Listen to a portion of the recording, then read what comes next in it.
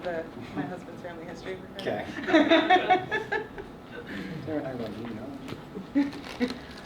All right, good morning. Good morning. Feels like afternoon. Still in it. This talk is about card board games for language learning. I'm Naatosi Fish, that's Rebecca Goff.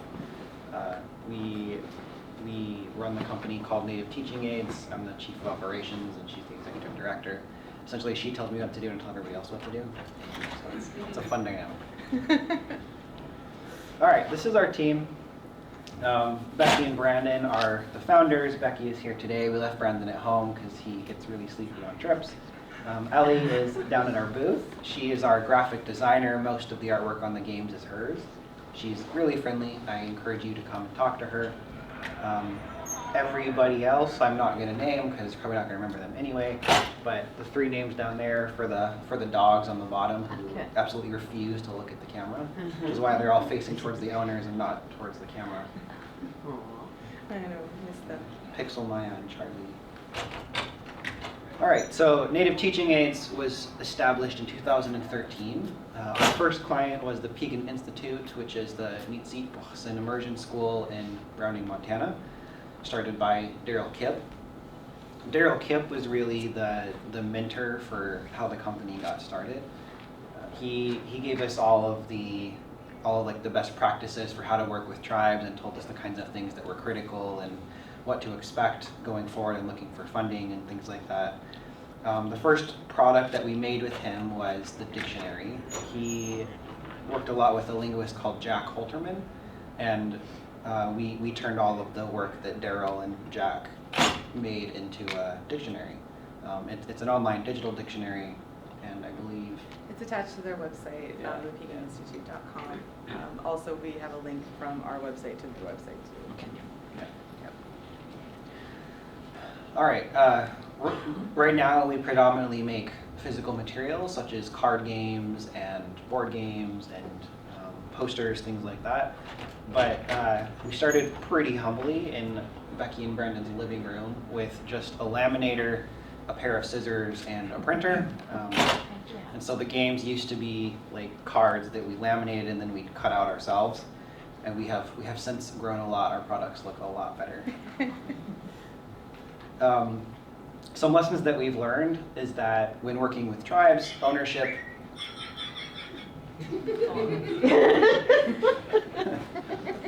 ownership is critical. I don't think that's a controversial statement, but tribes should always own all of the materials they create, no matter what. It's their language. They need to have ownership of it. Next is control. Control is critical. So not only should the tribes own the materials, they should also control what kind of content goes into them, where those materials are distributed out into the world, and whether or not they continue to persist within the education field. And the way we try to give tribes as much control as possible is by giving them final say over where things are distributed. So if a community makes a physical product with us and they say, we only want you to sell this to our community, we will honor that. And we'll only sell it in public schools or the immersion schools or only within the trading post on the tribe. But if they think that they want to share their material out with everybody, we can post it on our website, we'll share it publicly, we'll bring it to trade shows. So everything we distribute is done with permission from the communities we work with. And finally, community development is critical. So everything we do is made in collaboration. We don't ever say that Native Teaching Aids made this thing, because everything was made in collaboration with the community we work with. So essentially the way it works is they come to us with an idea and we help to make it successful and make it pretty and turn it into something like a board or a card game. So why games? The best way to learn the language is by using it with other people. By nature, playing a game, unless you don't have any friends, you're going to be playing it with other people. Solitaire. Solitaire's good. Not a positive statement. Think about that, solitaire. Yeah, that's true. That's my dog Charlie. He doesn't have any she's teeth. cute. Yeah, he's like 14 now. He's still around. Anyway, playing a game like over a table with somebody else is a great way to learn language. It facilitates a lot of the back and forth conversation that language learners need to develop some real language skills. Next is structure. So as an educator myself, I often tell my students, please go out and like have a conversation with people, and then they always report back like, I don't know what to talk about. Like I got out there and I had no clue what to say. Where with the game, it's structured, right? It's like, oh, well, here's this very specific thing that I have knowledge about that I can now have a conversation in my language about. Next is it's less stress. In a classroom or when trying to teach children, it's often pretty stressful for both the teacher and the student to sit there and like ask them to repeat things back to you because they're scared they're going to say it wrong. They're scared that they're going to get laughed at. They're scared that we're going to be critical of them. Whereas with the game, it's just fun, right? And like making mistakes is perfectly okay. Also, I use games for a lot of my personal lessons, and it takes the stress off of me to like develop something that's really cohesive because the structure for the game is already there. Repetition. So playing something like Go Fish, you're going to hear the same words over and over and over and over, which again is a really great way to learn your language. Games are really easy to build on. You can take like this picking berries game that we developed and build on it by talking about medicinal plants or having a conversation about bartering or whatever. Like the world is your oyster, I guess. And finally, one of the things we try to really push with our resources is that you want to use the language as a tool. It should not be a goal of the activity itself. And the reason for that is because often when students ask, like, why should I learn my language, we have kind of abstract, not measurable goals for why they should do that. Like, of course, it's important to us, but when you tell like a little 5-year-old like you should learn it for these reasons, it's hard for them to know when they've reached that point, right? Whereas with the game, you're like, yeah, you want to beat your little brother and like make him do your chores.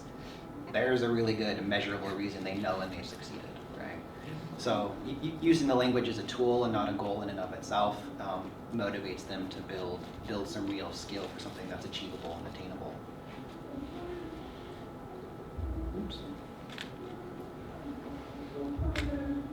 We added QR codes to our cards so you can pronounce them.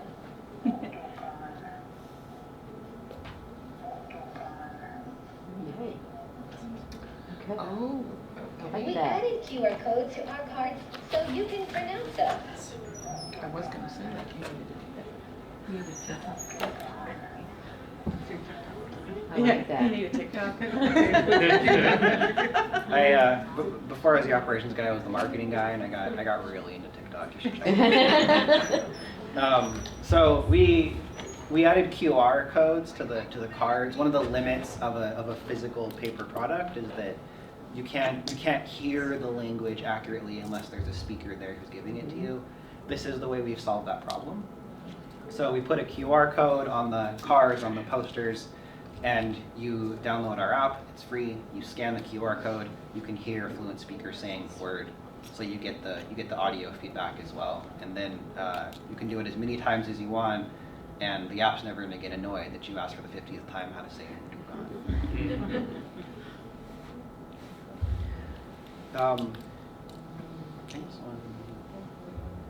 Yeah. Okay. This is a So little out of order, I think. yeah. A lot of how we develop a product is by working with the community over and over. And so you can see here, this is one of the teachers at the Peak Institute. He wanted to develop a game about pictographs and telling a winter count story. That was neat.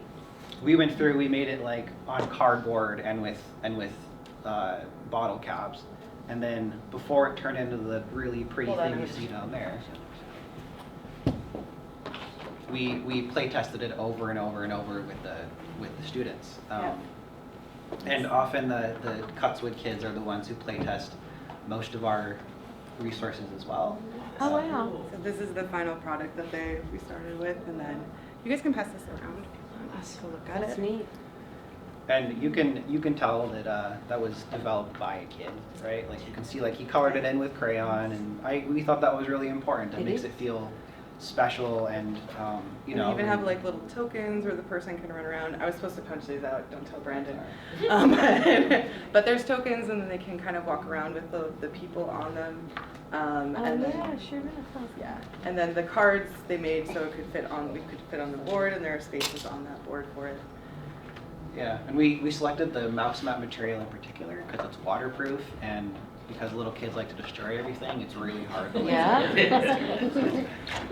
Yeah, actually, I accidentally figured out that they're waterproof. I may have spilled on it. I was like, oh, this wipes right off. 'Cause I'm like 13. It's like I did this on purpose. We did this on purpose. Yeah.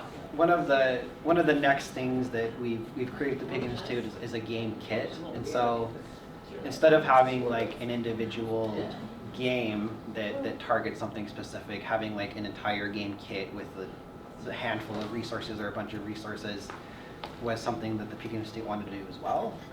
We think that this is a really powerful way to like send a child home with a box full of games is a great way to like get it out of the classroom, right? And then of course like people want to play games with their family. You know, like my mom like always wants to play board games whenever she comes and visits me. And these are the kind of games that we play. And they also come with like posters, dictionaries. You can hang the posters up in your bathroom, in the bedroom. During the pandemic, the students were given the kits, and then they were encouraged by the teachers, because it was all virtual, right, during the shutdown. The teachers were encouraging the students to make their own language space. So the students were hanging up the posters in the corner they were studying in or having their lessons in, and it was really cool to see. Yeah. Yeah. And yeah, they putting like lots of materials in them. And of course, something like this is really easy to put into another language. A lot of the materials aren't complex enough that we couldn't just like take out the Blackfeet and put in, say, Denaga or put in Yakima or something like that.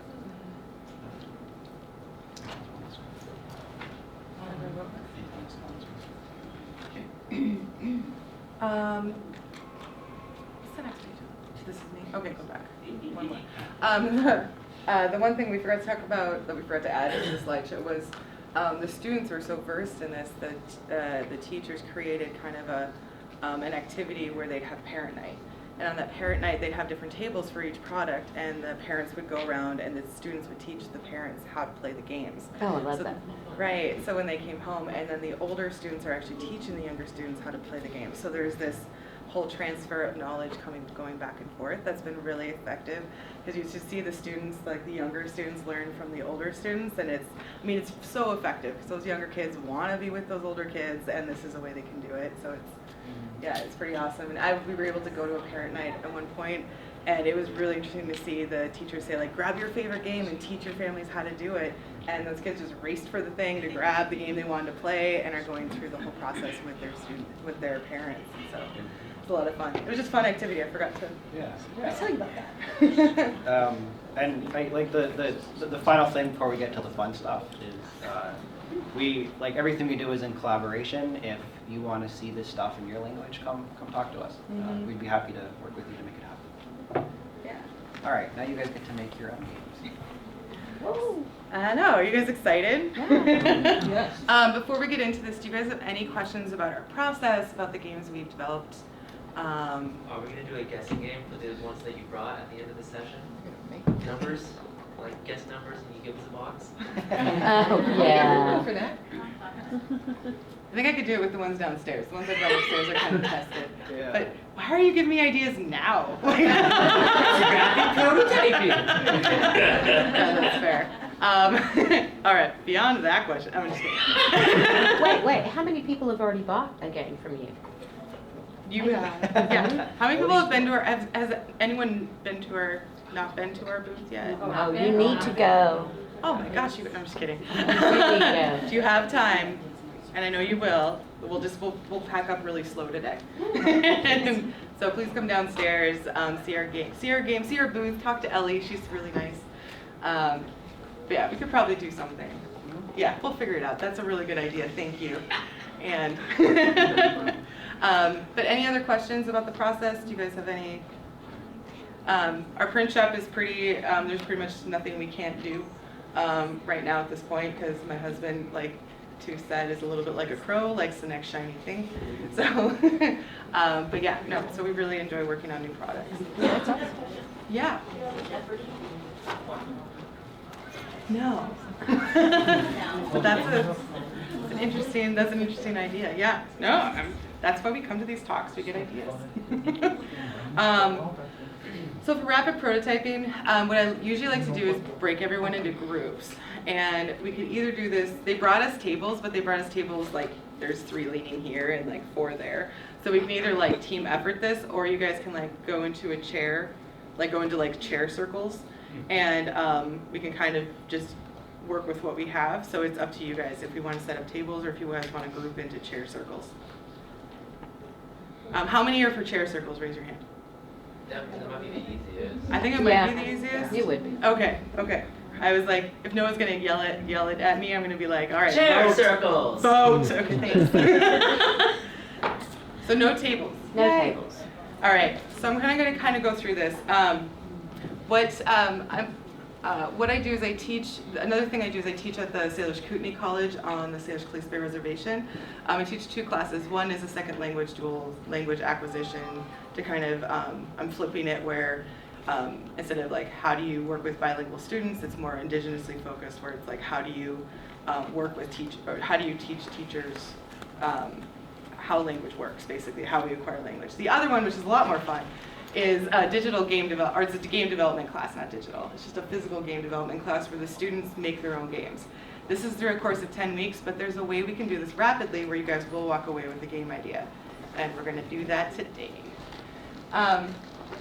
So everything, all games start with a story, right? Every board game, card game, everything kind of has a thematic background to it, whether it's Candyland, even Solitaire, Go Fish.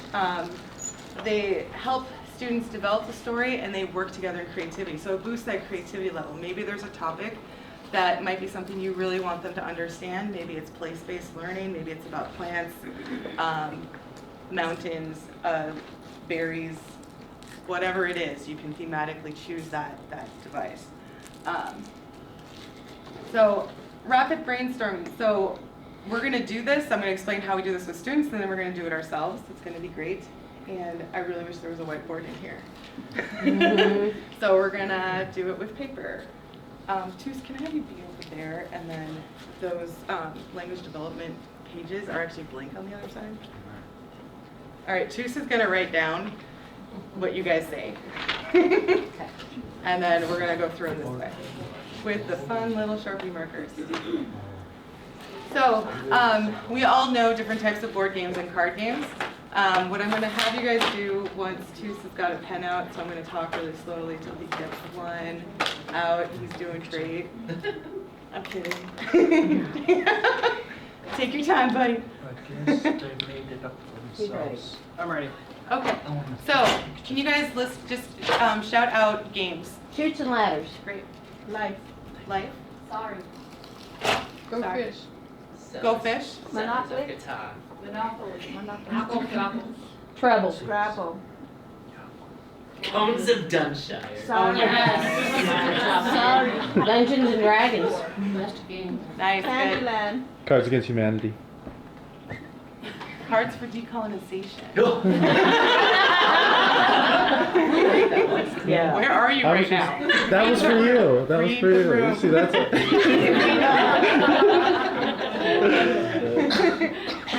Did you get all? Did I get them all now? What do you have? Checkers? Good. Checkers. Yeah. Solitaire. Uno. Dos. Skip bow. It's way harder than you know. He's doing great. 4 in a row. No way, I don't like this. Battleship. Connect 4. Risk. Twister. Aggravation. Part's Operation. easy. Oh, there's an Oregon. Okay. Operation. Did you say Oregon Trail? It's Is really there good, still- but it's really hard to win, which is not surprising. Is it still around, Oregon There's Trail? a hard game. There's- There's a card game. Yeah. It is hard to win. It is hard to It's really win. hard to Impossible. I may or may not But have it's played really it. fun. Yahtzee. I remember the video. We used to do that for hours. What do you have so? Candyland. Candyland's good. What do you have so far too? Can we read all of them? Do you want me to read it? I'm gonna, okay. Jacks. We have Shoots and Ladders, Sorry, Go Fish, Monopoly, Apples to Apples, Dungeons and Dragons, Candyland, Cards Against Humanity, Checkers, Solitaire, Chess, Skip-Bo, Guess Who, Battleship, Connect Four, I don't know what I wrote, Twister, Aggravation, Operation Oregon Trail. Scrabble. It's a Dunshire. Great. Scrabble. Cones of Dunshire. Now I'm putting Guess who? Okay. So then normally you'd be doing this on a whiteboard or smartboard, obviously, right? So you'll have them kind of take a look at the board and then you'll have them agree on one game. For ease and speed, no, you're good. For ease and speed of this whole process, we're gonna pick Candyland because it's nice. So basically after the class is agreed on the game, you kind of, what you want to do is get them to get the idea of like, what is the game really about? So if you think about Candyland, what are the topics that that game focuses on when you think about Candyland? Not the theme, the topics. Like what's on the board of Candyland? Candy. Candy, yes. Characters. Uh-huh. Bubble goose. yeah. Ladders. Not on No Candyland. boards. Yeah. Squares. Yeah, they're just squares, colors, Cards. cards. So we're kind of getting to components too. So pieces that are included in it. You guys said a board. There's cards. Someone said characters. Dice. Can you go back to that one? Yeah, sorry guys, go ahead. Take your photos. Yes. So what makes up the components of Candyland is the board, right? The cards, the characters. Those are like the pieces. So components. Do you guys all have this? Okay.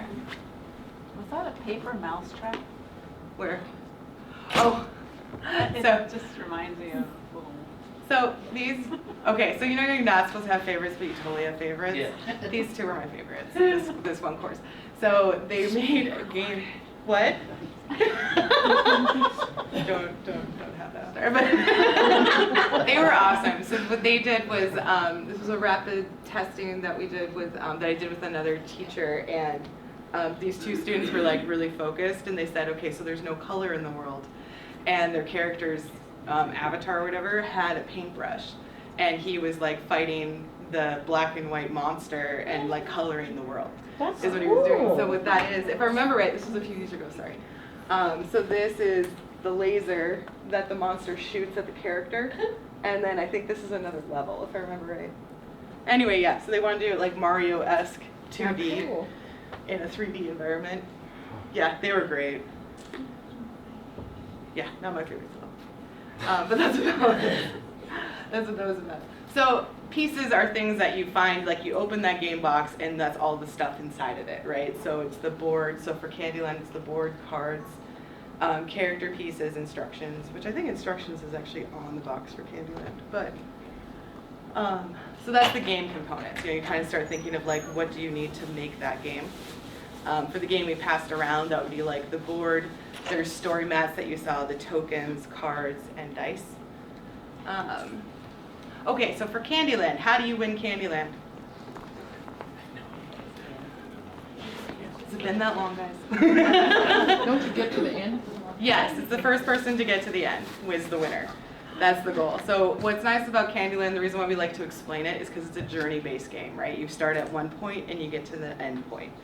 You can do this with anything too. So like operation would be all the bones is the pieces, and then the actual like frame of the body, and then you have the cards.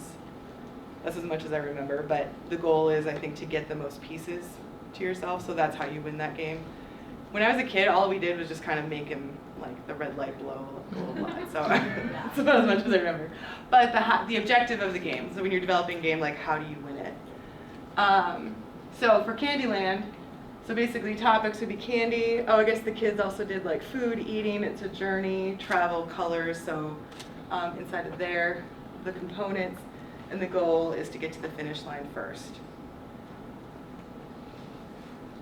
Okay, so what I'm going to have you do is we're going to do this where it's kind of more of a lead scenario. Did I skip too much? Do you guys want me to go back for photos? I can also make this available. Okay, I'll come up with a list so you guys can like fill it out, and then I'll just share it with y'all. Okay, so from the topics you guys have done, I would normally, so like I said, normally it's about maybe like a 5-minute process depending on how big your class is. But then by the time you're done, you're having students move, and then they're going to end up where they started, right? And then you're going to have them circle 3 or 4 items that you've brainstormed on that sheet, and then that's going to be the kind of the compass or the focus of your game that you're going to develop. A lot of times by this time, the students know exactly what they're doing. But so what it is, so everyone, you guys like look at your sheet, kind of like brainstorm, circle 3 or 4 things that you guys would like as a topic for your game. This could be a card game, a board game, it could be a physical game, a trivia game, it could be any kind of just activity that you think you want to focus around that topic. And then I've got a bunch of crafting supplies up here that you guys are going to access and like make what you can out of what I have. Because I forgot my full game board development kit in Montana. Unless you guys all want to hop in the car. Just kidding. But yeah, so take about like 5 minutes, probably about 5 minutes, kind of figure out, like make a plan. You are out of time. Okay, so those of you that need some more time, we'll start with the ones that are done. But the last step for this process is we present, every group presents their game. So you're going to present your game almost like you're wanting other people to like get in with your idea. I usually, sometimes I'll, depending on the group, I'll be like, it's like an investment, like you want people to invest in your game, whether it's with energy, excitement, that kind of thing. And normally we also have like play test people, but they're gonna do, you guys are gonna do a quick game demonstration on how to do that. Does anyone need an example of a game demo? What? We're ready to present. We're ready. You're ready to present? Everybody.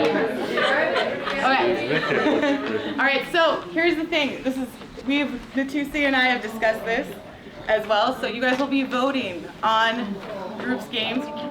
And so whatever game you think is the best game. Yeah, whoever's game gets the most vote gets a gift.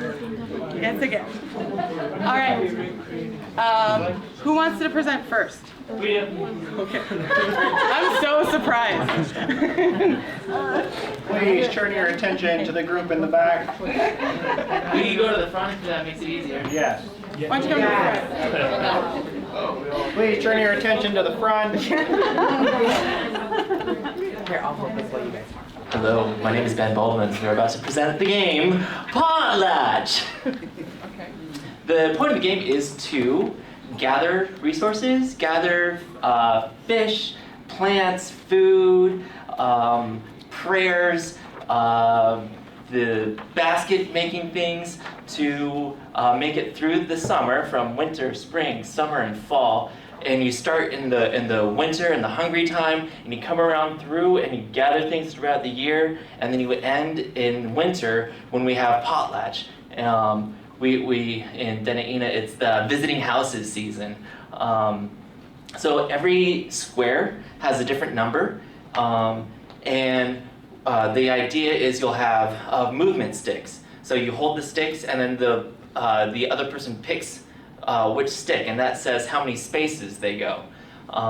So if you land on like this one right here, it's a 5, and it's right next to the spruce tip patch. So if you get right in the middle of the patch, you get 5 resources. If you go to the next one, you only get 3. And if you go to the next one, you only get 1. So depending on how many moves you take, that'll change how many of the resources you're able to gather.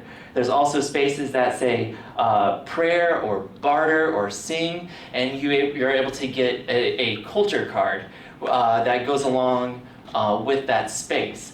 So the point of the game is to have everything you need to throw a great potlatch at the end of the season.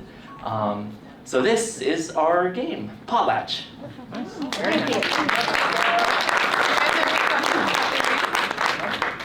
Great. Great. I think it's great. Great idea, guys. It's trademarked already.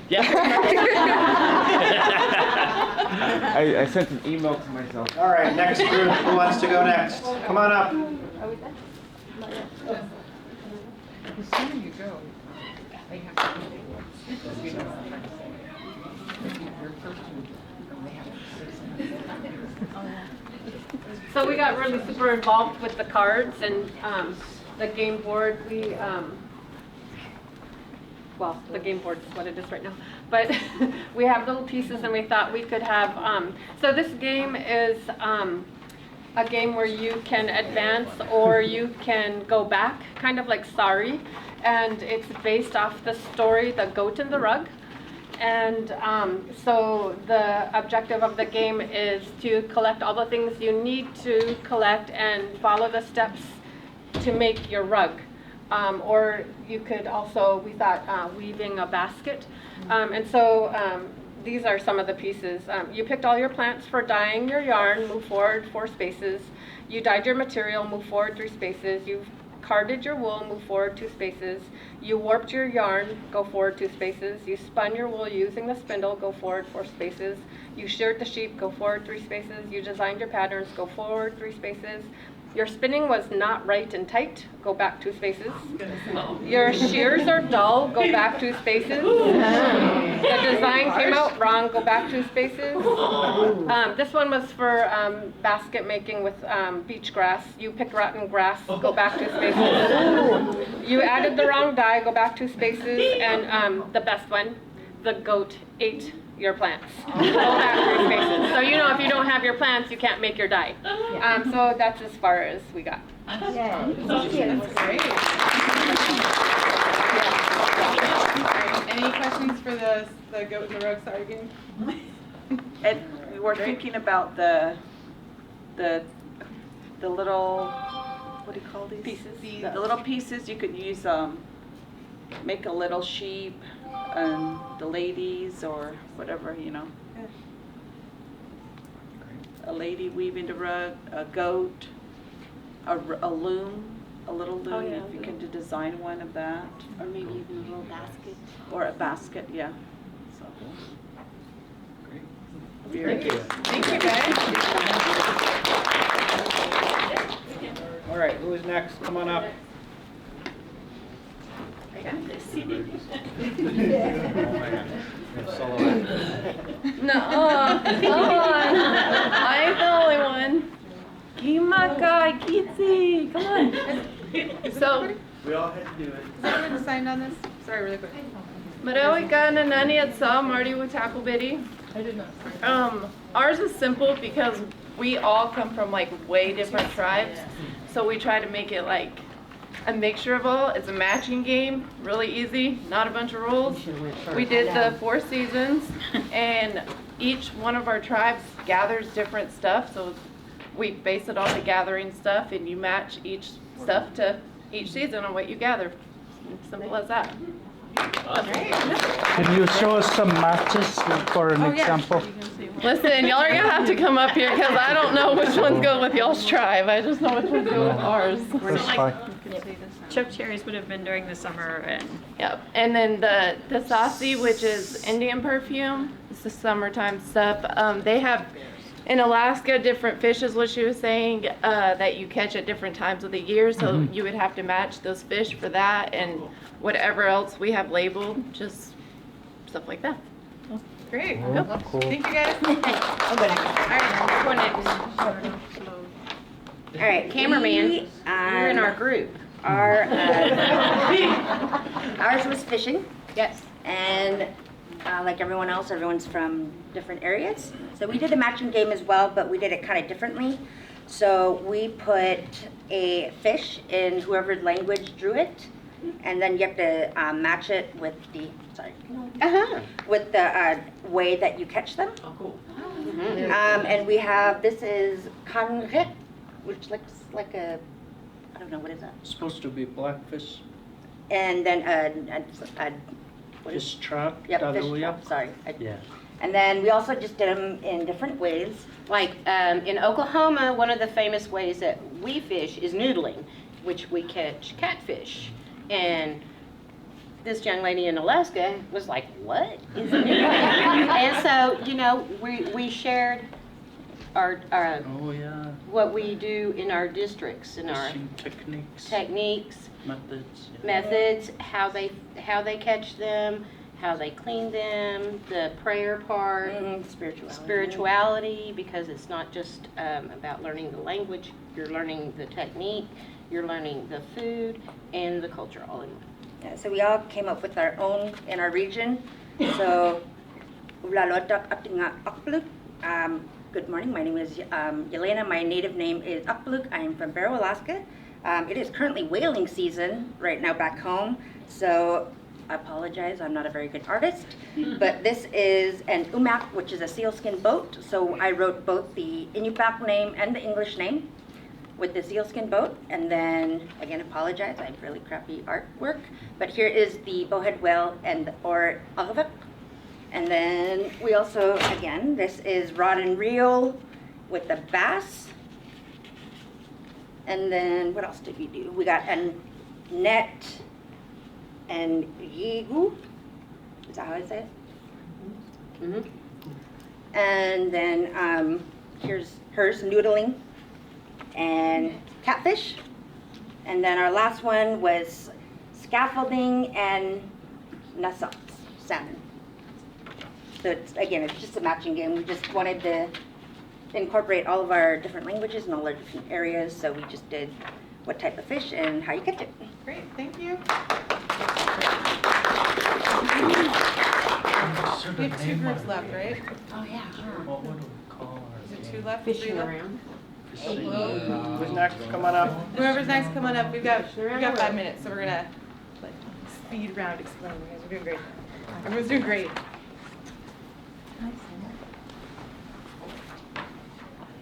This part? The sign up. Oops. Where's the sign up sheet? It's still going around. Okay, we have a super small game board. But we kind of based it off of life, but the life from like preschool to high school graduation and what happens in between. So, but you start in the middle, and we divided it into quadrants. So this quadrant, everything is dealing with friends. This one's everything is dealing with school, extracurricular, and then graduation. So you start here your first day of school, and then you follow it around. If you roll the dice, they're only 1 to 3, so that because otherwise, if I give them like 6, they're halfway through the board already. So if we move 2 spaces, this one is blank, so they don't have to do anything. They'll just wait till their next turn. They could have landed on T-ball for their first extracurricular. As they go through, we got band, culture club for the different extracurricular activities. If they land on the red X's, they get consequences. So we're fighting at recess, move back 2, you lost your cell phone, move back 1, caught cheating, move back 3, etc. Yeah. So there's even one that sends you back to the beginning of the game. Failed test. Yeah. If you land on the green arrows, that sends you forward. So made a new friend, move forward 2. Got the lead roll in a play, move forward 1. Made the honor roll, move forward 3. And then these purple ones are just experiences. You stay where you are. But I think we put down substitute teacher, stay where you're at. You played kickball, learning, what did I say? Learning confidence, you stay where you're at. But as you go around, so you get to the graduation, where is it? Graduation corner segment. So you can graduate from preschool, you get back around, you graduate from kindergarten, then your 6th grade graduation, and then you work your way down to your 12th grade graduation. Great. Thank you guys. That's amazing. Oh yeah. The other quadrant is friends. So first friend, best friend, those are our little pieces. First friend, best friend, boyfriend, girlfriend, partner. As you go out.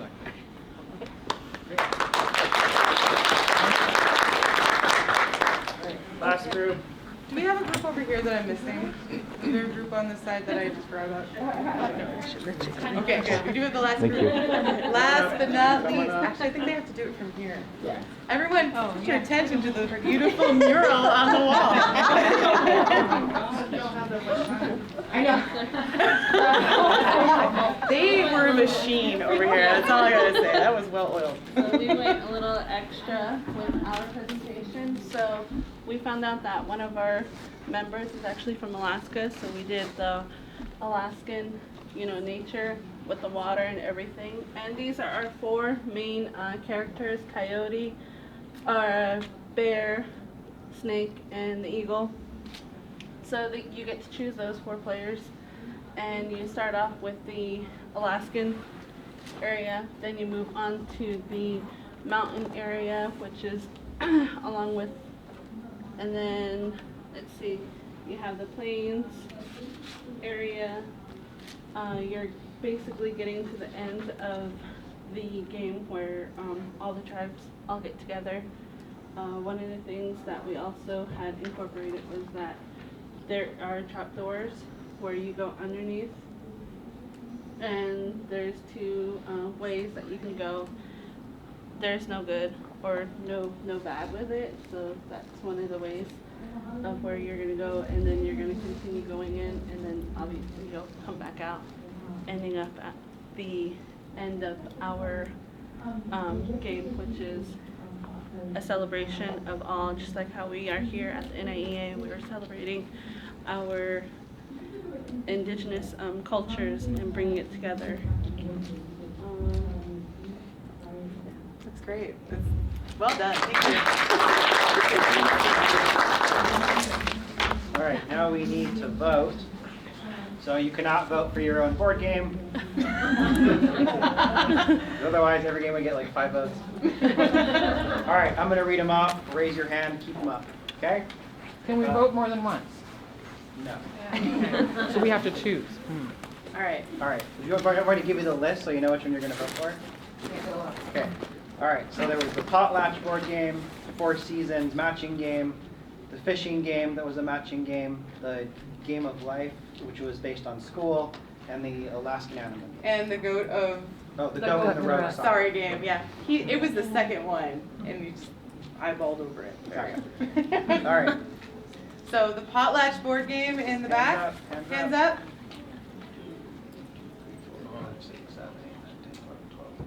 14. Nice.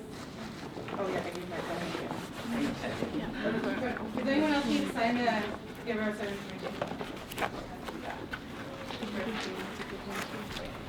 All right. Okay. Next is the goat and the rod.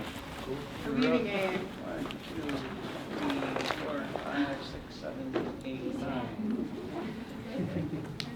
Next is the 4 Seasons matching game. 1. 2. It doesn't mean it was bad, it just wasn't their favorite. Okay. Next is the matching fishing game. That was actually a good one. 1, 2. Okay. Next is the game of life based on school. 1. And finally, 2. Finally is the Alaska animal game. Uh-oh. One of them for that one. 2. Okay. All right, so the winner by a landslide is the potlatch board game. All right. Can I just say that all of the games were phenomenal? Yes, they were. Yes. If we could lay them out, and then if we can walk around taking pictures of them. Can we share? You guys don't mind sharing? Definitely. Oh, thank you. Does anyone else need this? I just hold up. Is that it? Okay, the group that won, hang out, but if you guys need any, we've got folders on our development processes, also business cards, if you guys need anything. Also, our booth is downstairs for the next 15 minutes. Oh, Stop by and say hi to Ellie. Thank you. Thank you. Yeah, thank you guys. So the place